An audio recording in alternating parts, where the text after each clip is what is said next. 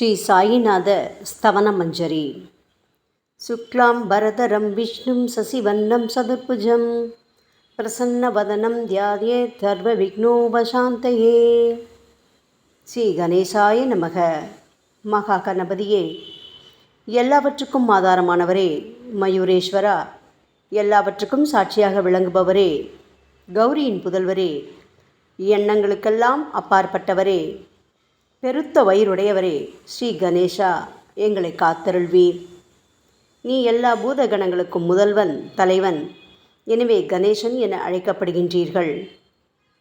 நீ எல்லா சாஸ்திரங்களாலும் ஏற்றுக்கொள்ளப்பட்டவர். புனிதமான முகமுடைய பாலச்சந்திரனே, எங்களை காத்தருள்வீர். ஓ சாரதே, சரஸ்வதியே, கலைவாணியே, வாக்கின் தெய்வமே, நீ வார்த்தைகளுக்கெல்லாம் தலைவி. உலகின் உயிரோட்டத்தின் காரண கர்த்தாவே நீங்கள்தான். நீங்கள் படைப்பாளிகளின் இறைவி.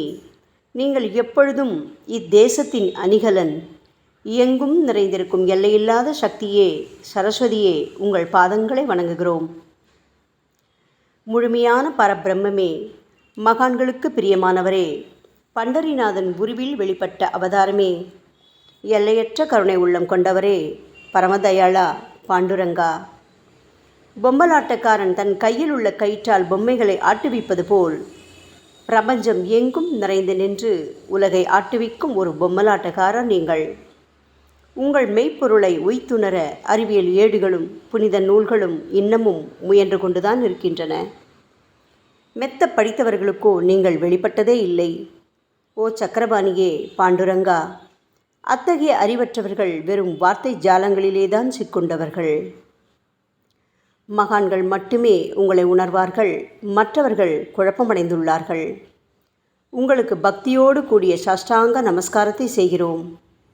ஓ 5 முகங்கள் கொண்ட சங்கரனே, மனித மண்டை ஓடுகளான மாலை அணிந்தவரே, நீலகண்டரே, திகம்பரா, ஓம்கார வடிவானவரே, பசுபதியே, எங்களை காத்தருள்வீர். எல்லா நேரங்களிலும் எவருடைய உதடுகள் உங்களுடைய நமச்சிவாய நாமத்தை உச்சரிக்கின்றதோ அவர்களது உலகியல் துன்பங்கள் முழுமையாக நீங்கிவிடும். ஓ ஜடாமுடியை தரித்த சிவனே, உங்கள் நாமத்தின் சக்தி அத்தகையது. உங்களது பாதங்களை வணங்கி நாங்கள் ஸ்ரீ சாயிநாதரின் புகழை கூறும் இந்த துதியை எழுதுகிறோம்.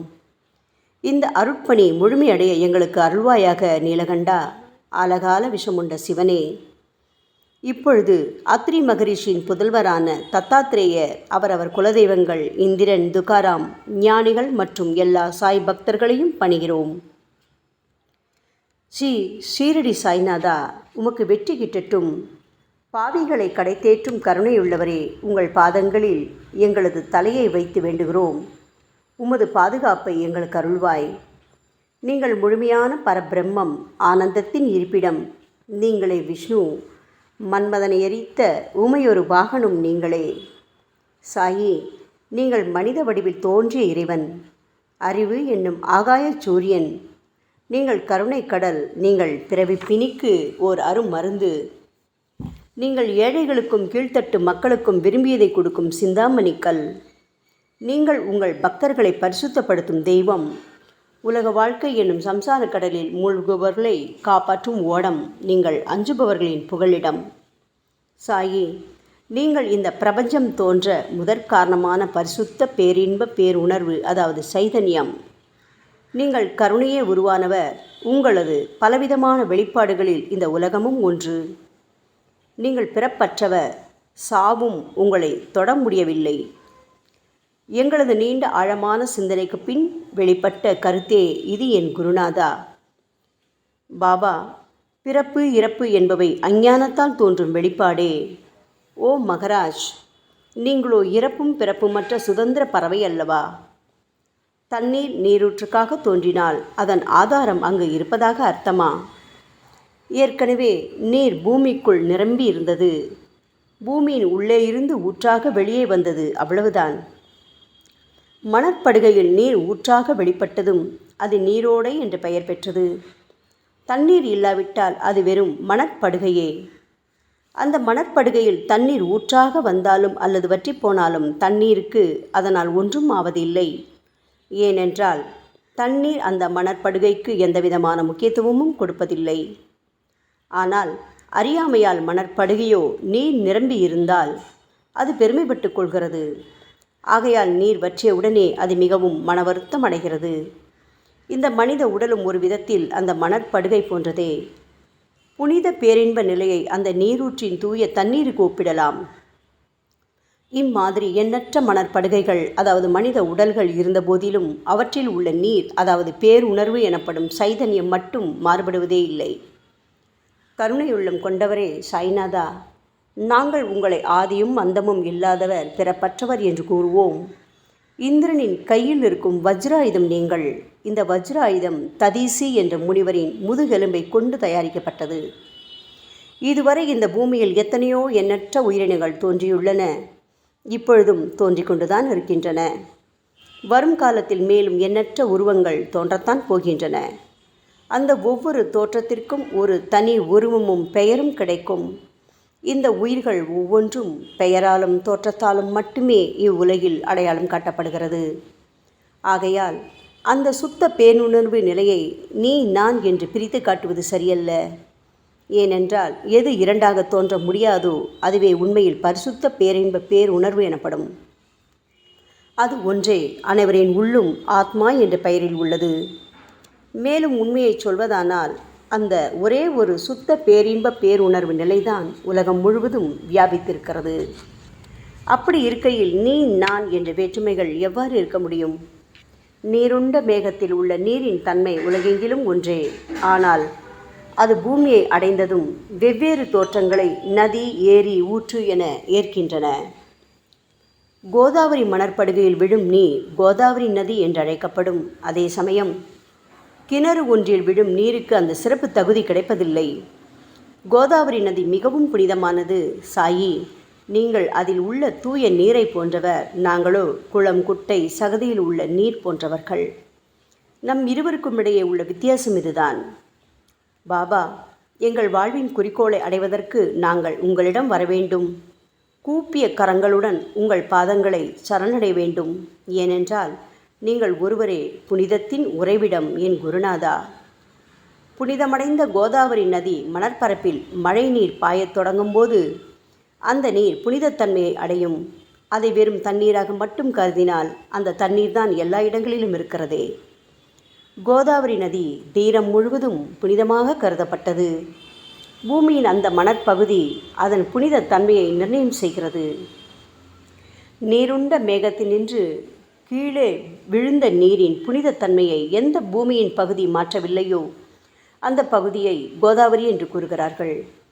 மற்ற பகுதிகளில் விழுந்த நீர் அந்த பகுதியில் உள்ள மண்ணின் குணத்தை ஏற்றுக்கொண்டது, புனித தன்மையை இழக்கிறது.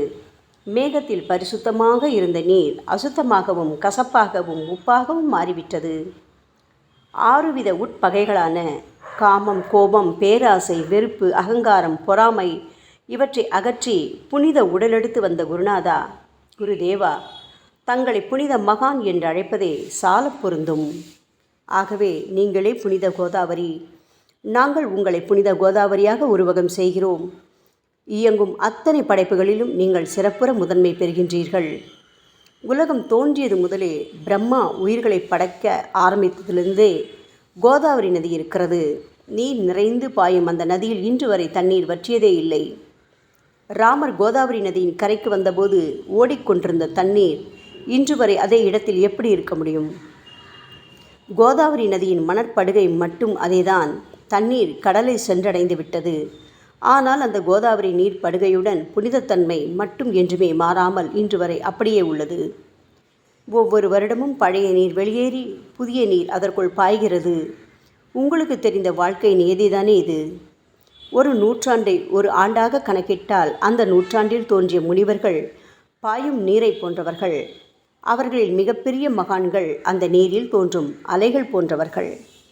இந்த புனித கோதாவரி நதியில் முந்தைய நூற்றாண்டுகளில் சனாதனர், சனதர், சனந்தனர் போன்ற மகான்கள் வெள்ளமாக தோன்றினார்கள். பிறகு நாரதர், தும்புரு, துருவன், பிரகலாதன், மகாபலி சக்கரவர்த்தி, சபரி, அங்கதன், வாயுகுமாரனான அனுமான், விதுரர், கோபர்களும் கோபியர்களும் வெள்ளமாக தோன்றினர். இவ்வாறு இன்று வரை கடந்த நூற்றாண்டுகள் ஒவ்வொன்றிலும் ஒன்றன் பின் ஒன்றாக மகான்களாகிய வெள்ளம் தோன்றியது. அவற்றை எல்லாம் எங்களால் ஞாபகப்படுத்தி கூற முடியவில்லை. ஓ சாயிநாதா, இந்த 19ஆம் நூற்றாண்டில் புனித கோதாவரி நதியில் சந்தேகத்திற்கு இடமில்லாமல் நீங்கள் வெள்ளமாக பாய்ந்தீர்கள். எனவே உமது தெய்வீகமான பாதங்களை தொட்டு வணங்குகிறோம். சாய் மகராஜா, நாங்கள் செய்யும் தவறுகளை தயவு செய்து உங்கள் கவனத்தில் வைத்து கொள்ள வேண்டாம் என மன்றாடி கேட்டுக்கொள்கிறோம். சாயி, நாங்கள் எளியவர்கள், ஏதும் அறியாதவர்கள், தீய குணங்கள் கொண்ட மிகப்பெரிய பாவிகள். எங்களை புறந்தள்ளி விடாதீர்கள், கைவிட்டு விடாதீர்கள். மட்டமான உலோகத்தையும் தங்கமாக மாற்றும் சக்தி கொண்ட ரசவாத கல் இரும்பினுடைய இயற்கையான தன்மைகளை பொருட்படுத்துவதில்லை. அதேபோல் கோதாவரி நதியும் தன்னுள் கலக்கும் சிறு சிறு ஓடைகளை திருப்பி அனுப்புவதில்லை. பாபா, அநேக தீய குணங்களை எங்களுக்குள் கொண்டவர்கள் நாங்கள். உங்களது கருணை மிகுந்த பார்வையால் தயவு செய்து அவற்றை சடுதியில் அழித்து விடுங்கள். இது மட்டுமே தான் உங்கள் அடிமைகளான எங்களது வேண்டுகோள். ரசவாத கல்லின் தொடர்பு ஏற்பட்டும் இரும்பின் இயற்கை தன்மைகள் அழிக்கப்படாவிட்டால் சாயிநாதா, அது ரசவாத கல்லின் பெருமைக்கு இழுக்கல்லவா? பாபா, எங்களை பாவியாகவே இருக்கும்படி விட்டுவிடாதீர்கள். தங்களை குறைவாக மதிப்பிட்டு கொள்ளாதீர்கள். நீங்கள் ரசவாத கல், நாங்கள் இரும்பு. எங்களுக்கு ஏற்படும் இழிவுகள் தங்களுக்கு ஏற்படும் இழிவுகள் அல்லவா? சாயிநாதா, குழந்தைகள் தவறுகள் செய்து கொண்டேதான் இருக்கிறது. ஆனால் அதற்காக தாயார் என்றுமே கோபமடைவதில்லை. இதை தயவு செய்து தாங்கள் நினைவில் வைத்து கொண்டு எங்களுக்கு உங்கள் அருளாசிகளை தாருங்கள். ஓ சத்குரு சாய்நாதா, நீங்கள் எனது கற்பக விருட்சம், சம்சார கடலை கடக்க உதவும் கப்பல். சந்தேகத்திற்கு இடமின்றி நீங்கள் ஒருவர் மட்டுமே எங்களை கடைதேற்ற முடியும். சாயி, நீங்களே எங்களுக்கு காமதேனுவாகிய பசு. நீங்கள் சிந்தாமணி கல், ஞானவானில் சூரியனும் நீங்களே. நீங்கள் நற்பண்புகளின் சுரங்கம், ஸ்வர்க்கத்திற்கு ஏறிச் செல்லவதும் ஏனியும் நீங்களே அல்லவா எங்களது குருநாதா? புனித செயல்களின் நிறைகள் நிறைய கொண்டவரே, பரிசுத்தமானவரே, சாந்தி மற்றும் பேரின்பத்தின் மொத்த உருவமே தீனதயாளா, குறைகளற்ற முழுமையான அறிவாக உருவெடுத்தவரே, மனிதர்களில் உன்னதமானவரே, சாந்தி மற்றும் மன்னிப்பதின் உறைவிடமே, எங்களின் அடைக்கலமே, எங்களை ஆசீர்வதியுங்கள், எங்களை ஆசீர்வதியுங்கள். கலியுகம் ஆரம்பித்தவுடன் மகாவிஷ்ணுவால் உலகம் உய்ய அனுப்பப்பட்ட 9 நாதர்களில் ஒருவனான சத்குரு மச்சீந்திரநாதரும் நீங்களே. பரமேஸ்வரன் நெற்றிக்கண்ணை திறந்தவுடன் அந்த அக்னியில் தோன்றிய மகாத்மா ஜாலந்தரும் நீங்களே. நீங்கள் மகாராஷ்டிராவில் தோன்றி பக்தி மார்க்கத்தை பரப்பிய ஞானிகளான நிவிருத்திநாதர், ஞானேஸ்வரர், கபீர்தாசர், ஷேக் முகமது ஏகநாதர். சாயி, நீங்கள் சிவனின் ஓர் அவதாரம், தத்தகுரு. நீங்களே பண்டரிநாதர். நீங்கள் ஆஞ்சநேயரின் மறு அவதாரம் ராமதாசர். நீங்கள் மகாராஷ்டிர ஞானி பாண்டுரங்கன் மீது கீர்த்தனை இயற்றிய துக்காராம். சாயிநாதா, நீங்கள் முஸ்லிம் ஞானி ராமபக்தர் சகாராம். நீங்கள் தத்தாத்ரேயரின் மறு அவதாரம் மாணிக் பிரபு. பாபா, உங்களது அவதார தோற்றம் மற்றும் உங்களுடைய எண்ணற்ற தன்மை புரிந்து கொள்ள எங்களுக்கு உண்மையில் கடினமாக இருக்கிறது. உங்களது ஜாதி குலம் பற்றிய எதையும் நீங்கள் எவருக்கும் வெளிப்படுத்தியதில்லை. சாயி, சிலர் உங்களை முஸ்லீம் என்கிறார்கள், சிலரோ உங்களை பிராமணர் என்கிறார்கள். கிருஷ்ண பரமாத்மாவை போன்று எண்ணற்ற தெய்வீக லீலைகளை செய்வதெல்லாம் உங்களுக்கு ஒரு விளையாட்டல்லவா? ஸ்ரீ கிருஷ்ண பரமாத்மாவை பார்த்து பல்வேறு மக்கள் பலவிதமான பெயர்களிட்டு அவரை அழைத்தனர். சிலர் அவரை யதுகுலத்தின் அணிகலன் என்றார்கள். சிலர் அவரை மாடுகள் மேய்க்கும் இடையன் என்றும் அழைத்தனர். தாயான யசோதை அவரை பச்சிளம் குழந்தை என்றாள். கிருஷ்ணரின் மாமனாகிய கம்சன் அவரை உயிரை குடிக்கும் மகா காலன் என்றான். அர்ஜுனன் அவரை எங்கும் நீக்கமர நிறைந்துள்ளவர் என்றான். அவ்வாறே சாய்நாதா, ஒவ்வொரு மனிதனின் மனநிலைக்கு ஏற்ப அவரவர் எண்ணங்களுக்கு ஏற்ப உங்களுக்கு பெயர்களை சுட்டி மகிழ்ந்தார்கள். மசூதி, நீங்கள் வாழும் இருப்பிடம். உங்கள் காதுகள் இந்து மத வழக்கப்படி குத்தப்படவில்லை. அதேபோல் பாத்தியா ஓதுவதை பார்த்து நீங்கள் முஸ்லிம் என்று கூறுவது பொருத்தமானதே. சாய்நாதா, நீங்கள் துனி மூலம் அக்னியை வழிபடுவதை பார்த்து நீங்கள் ஒரு இந்து என்று முடிவு செய்யப்பட்டது. பாபா, இந்த வெளிப்புற வித்தியாசங்களை வீண் விவாதம் செய்யும் எண்ணம் கொண்டவர்களே விரும்புவார்கள். உண்மையான ஞானத்தில் ஆர்வம் கொண்டவர்கள் இந்த வெளிப்புற வேறுபாடுகளுக்கு முக்கியத்துவம் தரமாட்டார்கள். சாயி, நீங்களோ பிரம்மத்தின் நிலையில் இருக்கின்றீர்கள். ஜாதி குலம் போன்றவை உங்களுக்கு முக்கியமில்லை. நீங்கள் எல்லோருக்கும் மேலான உயர்ந்த குருவாகவும் இந்த பிரபஞ்சத்தை படைத்தவராகவும் இருக்கின்றீர்கள். முஸ்லிம் இந்துக்களிடையே பகைமையுணர்வு ஏற்பட்டதால் அவர்களுக்கிடையே இணக்கமான உறவையும் ஒற்றுமையையும் ஏற்படுத்துவதற்காகவே அல்லவா நீங்கள் மசூதியில் அமர்ந்து அக்னி வழிபாட்டை நடத்தி உங்கள் லீலைகளை பக்தர்களுக்கு காட்டினீர்கள். நீங்கள் ஜாதி மதங்களுக்கு அப்பாற்பட்டவர். நீங்கள் பிரம்மமே, நீங்கள்தானே சாயி. உண்மையில் நீங்கள் எங்களது எண்ணங்களுக்கெல்லாம் அப்பாற்பட்டவர். உங்களை பற்றிய வாதி பிரதிவாதங்கள், ஊகங்கள், ஆதாரம் இல்லாத கருத்துக்கள் இருக்கும் இடத்தில் எங்கள் வார்த்தைகளுக்கு முக்கியத்துவம் எப்படி கிடைக்கும்? ஆனால் சாயிநாதா, உங்களை பார்க்கும் பொழுது எங்களால் மௌனமாக இருக்க முடியவில்லை. வார்த்தைகளால் போற்றுதலே உலக வழக்கம். எனவே உங்கள் அருளாசியுடன் சாயிநாதா, வார்த்தைகளால் எப்படியெல்லாம் உங்களை போற்ற முடியுமோ அவ்வண்ணமே போற்றி புகழ்கிறோம். கடவுளின் நிலையை விட மகான்களின் நிலை வேறுபட்டும் மிக உயர்ந்ததாகவும் இருக்கும். மகான்களின் அருகில் நான் எனது போன்ற எண்ணங்களுக்கு இடமே இல்லை. கடவுளை வெறுத்ததால் இரண்யகசிபுவும் விஷ்ணுவால் கொல்லப்பட்டார். ராமனால் ராவணன் கொல்லப்பட்டன. மகான்கள் கைகளால் இத்தகைய துர்சம்பவங்கள் ஏற்பட்டதே இல்லை. அரசன் கோபிச்சந்தன் முனிவர் ஜாலந்தரரை சாணக்குவியலுக்குள் புதைத்தான். ஆனால் அந்த நிலையிலும் அரசரின் இந்த செயலுக்காக அந்த முனிவர் வருத்தப்பட்டதே இல்லை. அரசனின் அந்த செயலுக்கு நேர்மாறாக அந்த அரசனை சம்சார சூழலிலிருந்து விடுவித்து அவனை முக்தியடை செய்தார். மகான்களின் சக்தி இப்படிப்பட்டதே. அவற்றை விவரித்து கூற முடியாது. மகான்கள் சூரியனின் ஒளியை போன்று பிரகாசிக்கக்கூடியது. சந்திரனின் மென்மையான ஒளிக்கதிர்கள் போல் இதயத்திற்கு ஆறுதல் கொடுக்கும் தன்மை கொண்டது. மகான்களின் அருள் கஸ்தூரியின் நறுமணம் போன்றது. அவர்கள் கரும்பு சாற்றினை போல் இனிப்பானது. மகான்கள் நிச்சயமாக நல்லவர்களிடமும் தீயவர்களிடமும் ஒரே விதமாகவே நடந்து கொள்கின்றனர். அதற்கும் மேலாக பாவிகளிடம் அவர்கள் காட்டும் அன்பு அளவிட முடியாதது. கோதாவரி நதியில் அழுக்கடைந்த துணிகளே சுத்தம் செய்யப்பட வேண்டி வருகின்றன. சுத்தமான துணிகள் கோதாவரி நதியினின்று வெகு தூரத்தில் பெட்டியிலேயே தங்கிவிடுகின்றன. பெட்டியில் வைக்கப்பட்டிருந்த அந்த துணியும் ஒரு முறை கோதாவரி நதிக்கரைக்கு துவைப்பதற்காக வந்தது.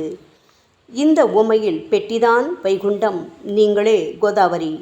கோதாவரி நதிக்கரையே நம்பிக்கை. எல்லா உயிரினங்களும் துணிகள். 6 விதமான மன விகாரங்களான காமம், கோபம், கஞ்சத்தனம், மதம், பொறாமை, மோகம் ஆகியவையே அவைகளை பற்றியுள்ள அழுக்கு. சாய்நாதா, தங்கள் பாதார விந்தங்களை வணங்குவதே கோதாவரியில் செய்யப்படும் புனித குளியல்.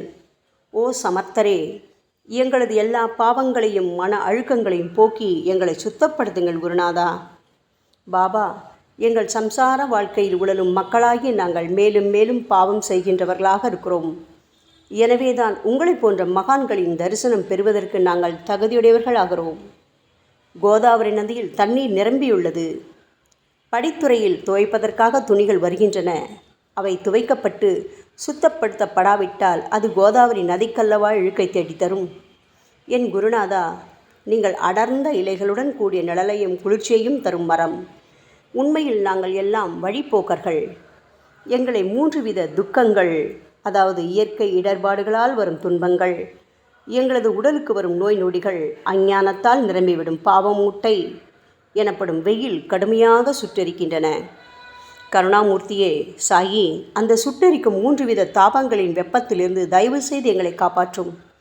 தங்களது கருணை என்னும் குளிர்ந்த நிழல் இந்த சம்சாரம் என்னும் வாழ்க்கை கடலை கடக்க உதவும் தன்மை கொண்டது. பாபா, மரத்தின் அடியில் அமர்ந்தும் ஒருவன் சூரியனின் சுட்டெரிக்கும் வெப்பத்தை உணர்ந்தால் அது அந்த மரத்தை நிழல் தரும் மரம் என்று கூற முடியுமா என் குருநாதா? சாயி, உங்கள் அருளின்றி இந்த உலகில் நல்லது என்பது ஏற்படுவதில்லை. எனவேதான் தர்மத்தை நிலை நிறுத்துவதற்காக அந்த பரந்தாமனே அர்ஜுனனுக்கு நண்பனாக, வழிகாட்டியாக மற்றும் ஆன்மீகவாதியாக மாறினார்.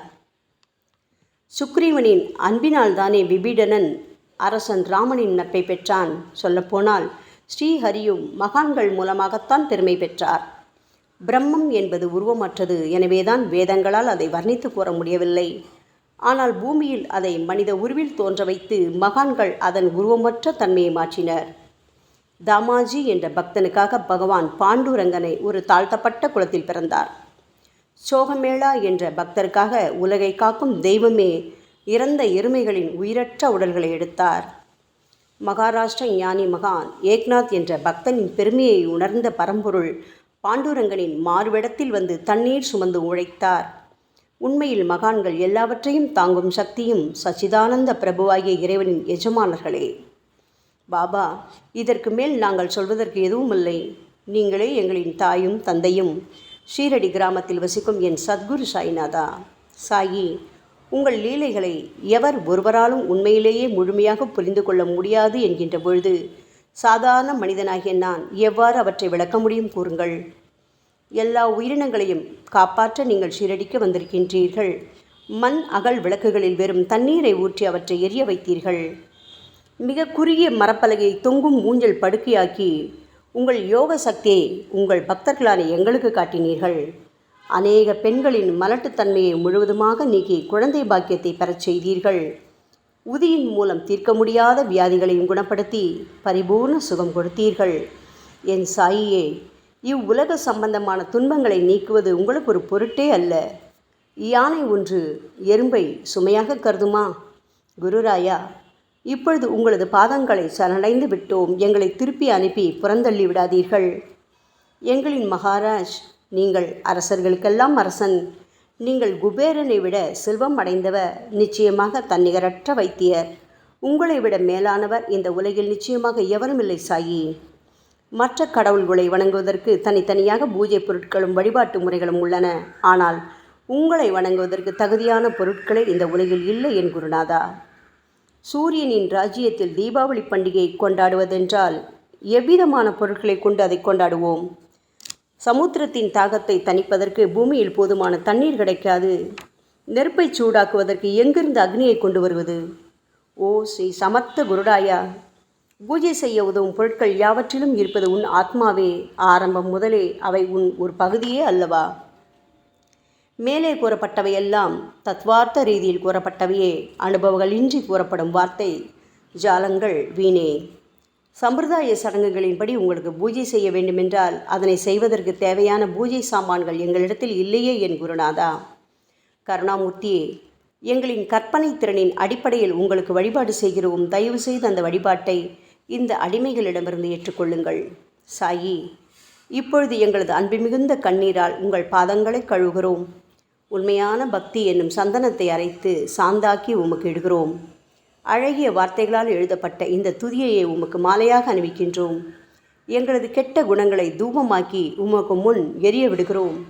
உமக்கு முன் எரியும் போது எந்தவிதமான தீய வாசனையும் எழுவதில்லை. சாயி, உமக்கு முன்பு இல்லாமல் வேறு எங்காவது இந்த தூபம் எரிய விடப்பட்டால் அது கீழே உள்ளது மாதிரி ஆகும். அதாவது சாம்பிராணியை நெருப்பில் போட்டவுடன் அது பொசுங்கி அதில் உள்ள நல்ல மனம் என்ற நற்குணம் அதை விட்டு மறைந்து போகிறது. பாபா, உமக்கு முன் அது எரியும் போது எங்களது கெட்ட குணம் என்கின்ற அழுக்குகள் எரிந்து நல்ல குணம் மட்டுமே மிஞ்சியிருக்கிறது. மனதில் உள்ள தீய குணங்கள் யாவும் எரிந்த பிறகு மனம் மாசற்ற தூய கங்கை தீர்த்தம் போல் ஆகின்றது. கருணை மூர்த்தியே, மாயை மோகம் என்ற தீபத்தை உங்கள் முன் ஏற்றி காட்டுகிறோம். அதன் மூலம் எங்களது மனம் வைராக்கியத்தை அடைய அருள்வீராக. பரிசுத்தமான நம்பிக்கை என்ற சிம்மாசனத்தை நீங்கள் என்னுள் அமர்வதற்கு ஆசனமாக உமக்கு தருகிறோம்.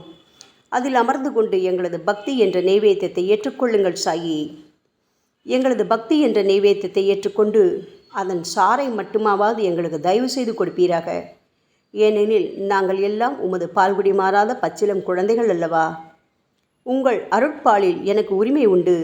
பாபா, என் மனத்தையே உமக்கு தட்சணையாக கொடுக்கிறேன். ஆகையால் நாங்கள் செய்யும் காரியங்கள் யாவற்றிலும் நான் செய்கிறேன் என்று நாங்கள் உரிமை கொண்டாட முடியாது. ஏனென்றால் நினைக்கும் மனதைத்தான் உமக்கு அர்ப்பணித்து விட்டோமே சாயி.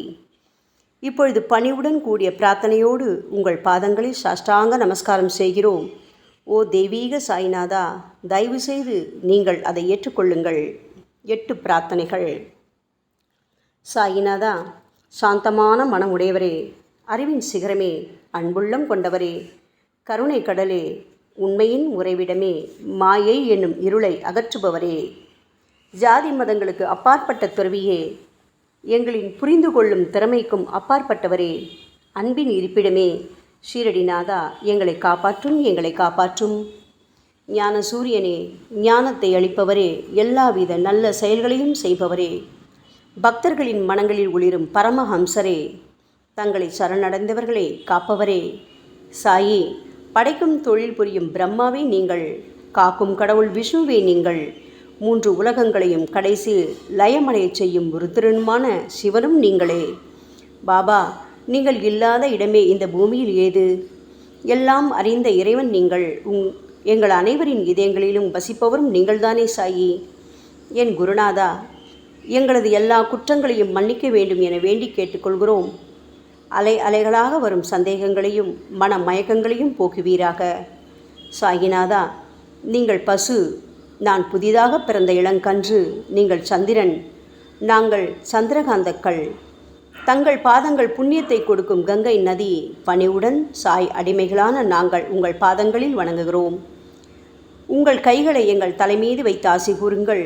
எங்களது கவலைகளும் துன்பங்களும் அனைத்தும் பறந்தோடட்டும். நாங்கள் எல்லாம் உங்கள் குழந்தைகள் அல்லவா சாயி. பாபா, இந்த 8 துதிகளையும் கூறி நாங்கள் உங்களை சாஷ்டாங்க நமஸ்காரம் செய்கிறோம். எங்களது பாவங்கள், துயரங்கள், ஏழ்மை யாவும் உடனடியாக விலகட்டும். சாயிநாதா, நாங்கள் உங்களது பாத கமலங்களையே எங்களது உயிர் மூச்சாக கொண்ட உங்களது அன்பு குழந்தைகள். தயவு செய்து எங்கள் மீது கடுமை காட்டாதீர்கள். நீங்கள் தூய சந்தனம், நாங்களோ முள்ளடர்ந்த புதர். நீங்கள் புனிதமான கோதாவரி, நாங்களோ பெரும் பாவிகள். ஓ குருநாதா, உங்கள் தரிசனம் கிடைத்த பிறகும் எங்களிடம் உள்ள கெட்ட குணங்கள் என்ற அழுக்கு எங்கள் மனதிலேயே தங்கி இருக்குமானால் உங்களை சந்தனம் எப்படி என்று கூறுவார்கள்? கஸ்தூரியின் அருகாமையினால்தான் மண்ணும் மலரின் தொடர்பினால்தான் நாரும் மனம் பெறுகிறது. மகான்களும் அப்படிப்பட்டவர்களே. அவர்களுடன் தொடர்புடைய எந்த பொருளும் மிகவும் உயர்வாக மதிக்கப்படுகிறது. சிவபெருமானின் விபூதி, நந்தி ஆகியவற்றை ஏற்றுக்கொண்டதால் 8 திக்குகளிலும் அந்த பொருட்கள் புகழ் பெறுகின்றன. இடையர்களை மகிழ்விப்பதற்காக யமுனை நதிக்கரையில் உள்ள பிருந்தாவனத்தில் உலகிற்கெல்லாம் இறைவனான கிருஷ்ண பரமாத்மா ஊரியடி என்ற விளையாட்டை விளையாடினான். அனைவராலும் அது ஏற்றுக்கொள்ளப்பட்டது. ஆகவே நாங்கள் பாவிகளான போதிலும் உங்கள் சேவையில் ஈடுபட்டுள்ளோம். ஓ குருநாதரே, எங்களது நிலைமையை பற்றி மனதில் தயவு செய்து எண்ணிப்பாரும். ஓ சாயிநாதா கருணாமூர்த்தியே, இந்த லௌகீக உலகிலோ அல்லது ஆன்மீக வழியிலோ எந்த விஷயங்களெல்லாம் எங்களுக்கு சந்தோஷத்தை கொடுக்கும் என எங்களது மனம் சந்தேகமில்லாமல் நம்புகின்றதோ அவற்றையெல்லாம் நீங்கள் எங்களுக்கு அளித்தருள வேண்டும் சாயி. உங்களது கருணையால் இந்த மாதிரி செய்துவிடுங்கள் சாயி. எங்களது மனத்தை அடக்கி விடுங்கள். சமுத்திரங்கள் எல்லாம் தித்திப்பாக மாறினால் பிறகு அவை உப்பு கரிக்குமே என்ற பயம் தோன்றாதே. பாபா, சமுத்திரத்தை தித்திப்பாக்கும் சக்தி உங்களுக்கு உண்டு. ஆகையால் தான் எங்களது இந்த வேண்டுகோள். தயவு செய்து இந்த வேண்டுகோளை நிறைவேற்றுங்கள் சாயி. எங்களிடம் என்னென்ன குறைகள் உண்டோ அவை அனைத்தும் உங்களுடையதே. ஆத்ம ஞானம் பெற்றவர்களில் முதலிடத்தில் உள்ள உங்களிடம் குறை என்பதை பொருந்தாதே. சரணாகத வச்சலா, இப்பொழுது இதற்கு மேலும் நான் ஏன் அதிகம் பேச வேண்டும்?